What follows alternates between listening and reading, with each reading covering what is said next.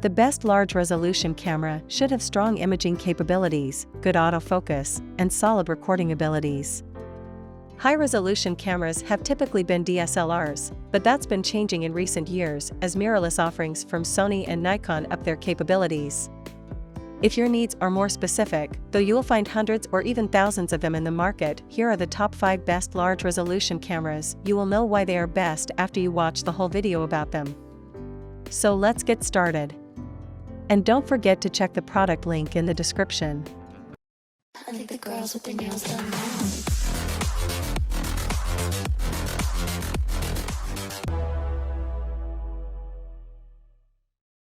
Number 1.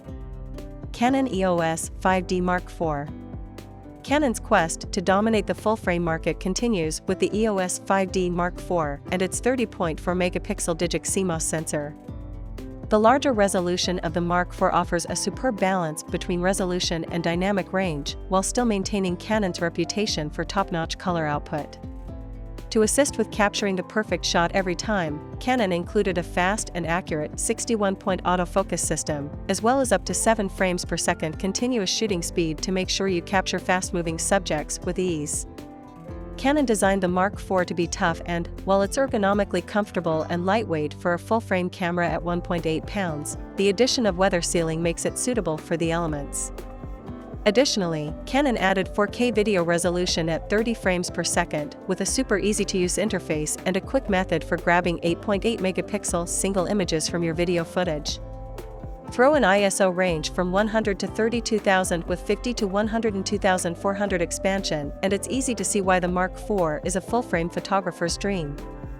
Rounding out the feature set is a 3.2-inch fixed-position LCD touchscreen that allows you to thumb through the menus and select options, as well as swipe through images and pinch to zoom, which feels right at home due to the smartphone world.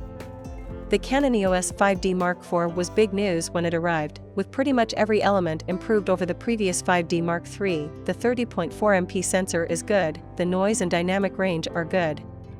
The DCI 4K video capture is good, although the 1.64x crop of the sensor makes it hard to get wide-angle shots. The build, handling, and ergonomics are good. But this is the issue for the EOS 5D Mark IV. Everything is good in a market where many cameras are outstanding. Number 2. Nikon D850 FX. The Nikon D850 is Nikon's latest high-resolution full-frame DSLR, boasting a 46MP backside illuminated CMOS sensor. But, in a fairly radical departure for the series, it is also one of the company's fastest-shooting DSLRs. This combination of properties should significantly widen the camera's appeal to high-end enthusiasts as well as a broad range of professional photographers. This should not only increase the efficiency of the sensor, but should also be expected to make the pixels near the edges of the sensor better able to accept light approaching with high angles of incidence, improving peripheral image quality. Like the D810 before it, the D850 continues to offer an ISO 64 mode that allows it to tolerate more light in bright conditions. The D850 promises the same dynamic range advantage as the D810, meaning it should be able to compete with the medium format sensors used in the likes of the Fujifilm GFX 50S and Pentax 645Z. To get the full benefit, though, you need to turn on exposure delay. In addition to the increased speed, the D850 also gains the full AF capabilities of the company's flagship sports camera, the D5. This includes all the hardware AF module, metering sensor, and dedicated AF processor, as well as the full range of AF modes and configuration options, which should translate to comparable focus performance combined with high resolution. In terms of video, the D850 becomes the first Nikon DSLR to capture 4K video from the full width of its sensor. The camera can shoot at 30, 25, or 24p, at a bitrate of around 144 megabits per second. It can simultaneously output uncompressed 4:2:2 8-bit UHD to an external recorder while recording to the card. The camera subsamples to capture its video, lowering the level of detail capture and increasing the risk of noir, along with a theoretical reduction in low light performance. Number 3. Olympus OMD EM5. The EM5 Mark II is the new flagship micro 4/3 compact system camera from Olympus. The third model in the range of cameras dubbed OMD, the EM5 Mark II, is a classically styled 16.1 megapixel model that offers the world's most effective 5-axis image stabilization system, rated for up to 5 stops of compensation and effective for both stills and movies and any lens that you attach to the camera. The image quality isn't radically changed compared with the original EM5. This means it's still very good, with raw files as clean and malleable as you'd expect for a Micro Four Thirds camera. One of the most discussed features of the camera is its high-resolution mode. The Olympus EM5 II is a more significant reworking of its predecessor than its looks or choice of sensor seem to suggest. The camera boasts a wealth of additional features and refinements to many of the existing ones have been upgraded. However, the landscape has changed considerably since the first EM5 was released, and there are now a number of very competitive cameras in the same space. This means the EM5 II has to be a significant step up over its predecessor to still stand out in the market. One of the major challenges it faces is that continuous autofocus in mirrorless cameras is improving dramatically, with both the Samsung NX1 and Sony a6000 utilizing on-sensor phase detection technology to give genuinely capable performances. However, despite not including this feature, we've been impressed with how well the EM5 II can subject track. Equally, anyone with some Micro Four Thirds lenses thinking about upgrading their choice of body should think about it very seriously. This leaves the EM5 II as probably the standout Micro Four Thirds camera in a market with some very good rivals. Number 4. Sony a7R II Full Frame.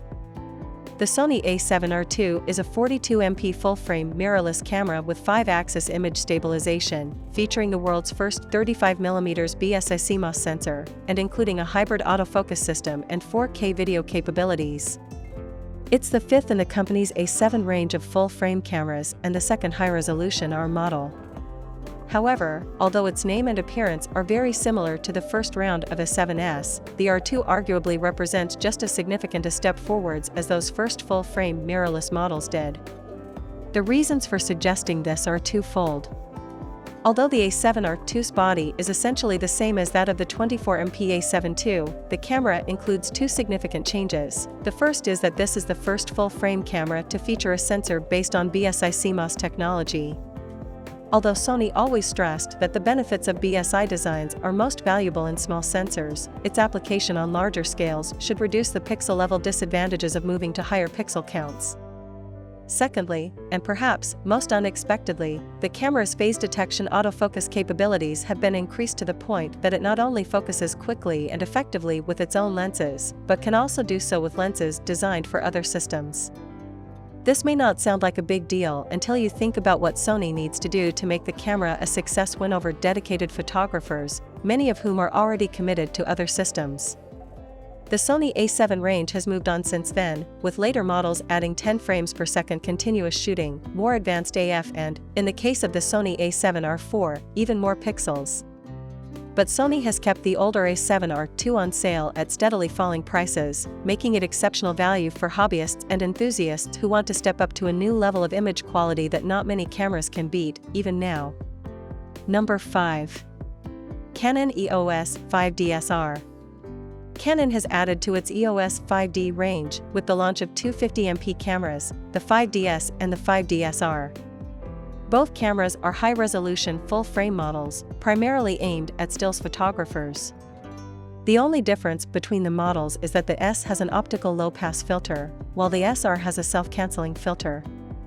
The two cameras will exist alongside the EOD 5D Mark III, acting as dedicated high-resolution cameras primarily intended for studio, landscape and wedding shoots, rather than the all-round capability offered by the existing model. The Mark III still trumps the S and SR in terms of maximum ISO and continuous shooting speed. Most of the big new features on the high-res 5DS are about ensuring you're able to get the best of the camera's extra resolution. Our experiences with the Nikon D850 series cameras has shown us that simply having a high-resolution sensor isn't enough. To take full advantage of it, you need to really obsess about stability. It has also used a more controllable, motorized mirror mechanism, like the one in the EOS 7D2, that allows a deceleration step before the mirror hits its upper position, reducing mirror slap. The third change is a revised mirror lockup mode that allows you to specify an automatic delay between the mirror being raised and the shutter opening to start the exposure. It allows the user to choose the shortest possible delay that has allowed mirror vibration to subside, maximizing sharpness while minimizing the loss of responsiveness. Although the S and the SR can both shoot movies with the same choice of frame rates and compression as the 5D3, they don't offer clean HDMI output or headphone sockets. The message is pretty clear: if video is a major concern, these aren't the cameras for you.